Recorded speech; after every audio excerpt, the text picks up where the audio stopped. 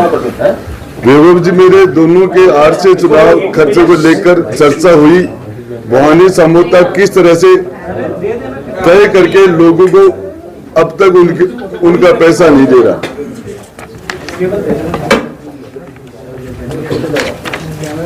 राजीव खन्ना आए, आरसी चुनाव का हिसाब किया। भवानी समझौता ने ज्यादातर लोगों को जो वादा किया था वो पूरा नहीं किया, तो मैंने कहा कि ये ठीक नहीं है, आप इसे पूरा करो। तब भवानी समझौता ने कहा कि मैं सीपी साहब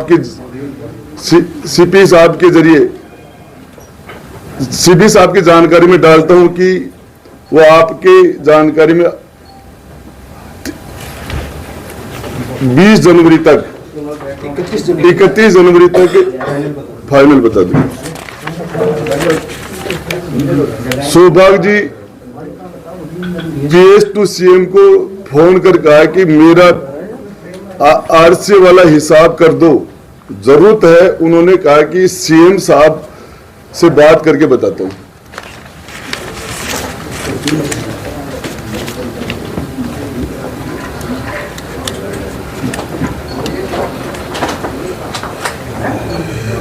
ये उनका खुद की हैंड राइटिंग है। ये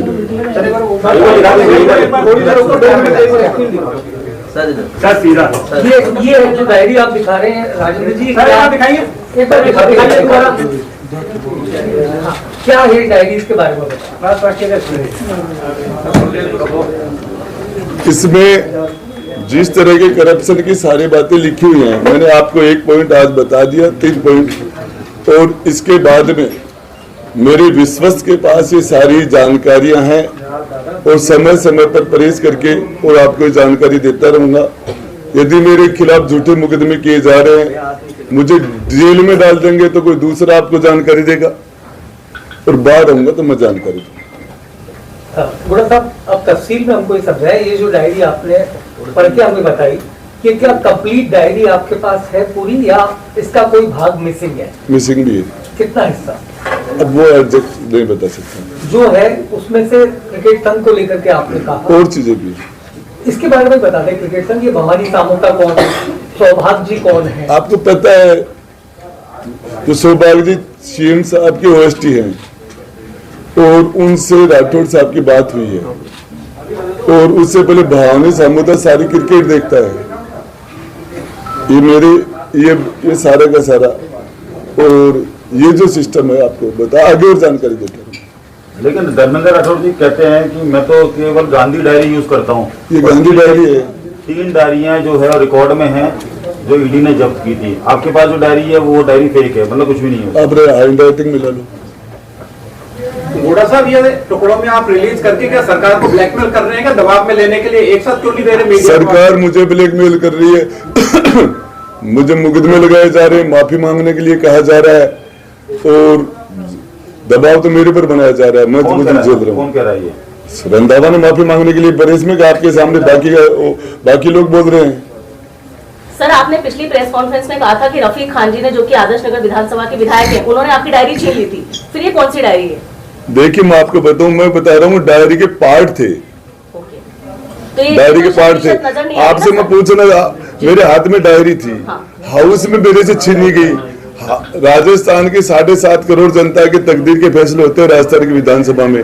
किसी से ऐसी डायरी छीनी जा सकती है? छीनने वाले के खिलाफ एक्शन होना चाहिए था। मुझे निष्कासित कर दिया। तो सर, किरोड़ी लाल जी की तरह आपने इसको प्रेस कॉन्फ्रेंस में ओपन कैसे नहीं किया? क्या वजह रही कि विधानसभा में यहाँ पे? देखिए, मैं लेट हो गया था।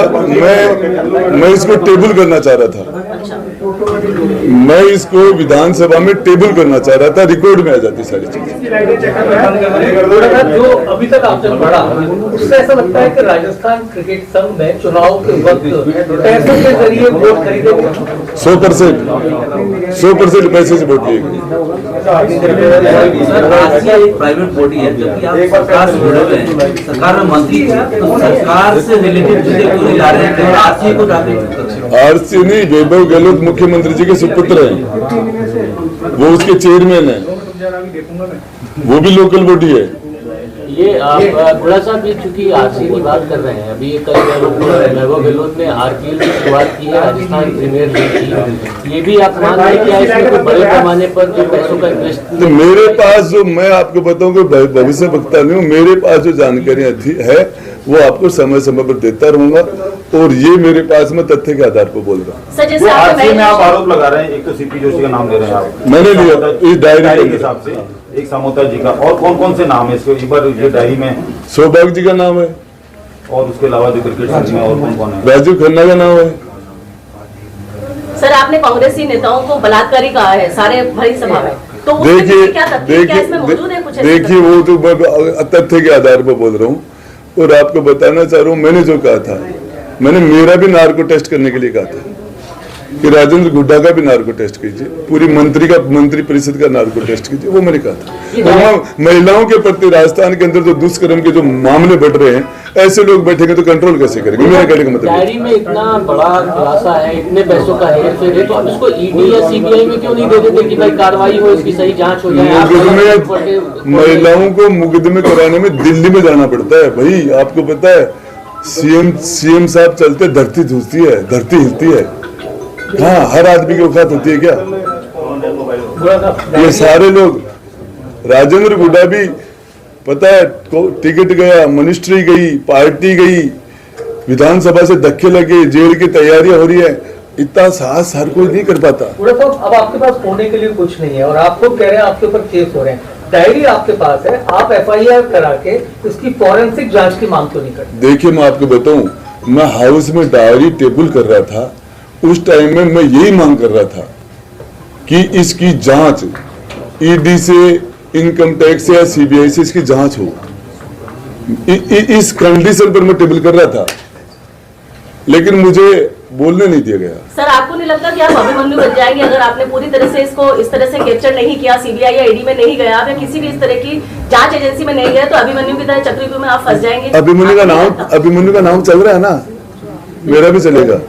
सर केवल नाम चलाने के लिए आप काम कर रहे हैं? काम के थोड़ी, आप अभिमन्यु की बात कर रहे हो, अभिमन्यु जी, तो आप ये कह रहे हो कि मैं अभिमन्यु बन जाऊंगा, तो मुझे वो भी स्वीकार है। गुड़ा जी, आप विधानसभा में डायरी पेश करने के बाद की टेबल करने की, लेकिन वहाँ पर प्रोसीजर फॉलो क्यों नहीं किया?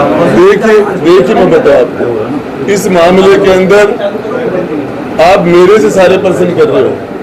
मैं विधानसभा के अंदर गया, मंत्री की चेयर थी, उसमें बैठ नहीं सकता था कि मैं मंत्री नहीं था, मेरे लिए दूसरी चेयर ही नहीं थी विधायक के रूप में। आपको न्यूज़ कैसी लगती है कमेंट बॉक्स में ज़रूर लिखा करें, और चैनल से हमेशा जुड़ने के लिए सब्सक्राइबर करना नहीं भूलें।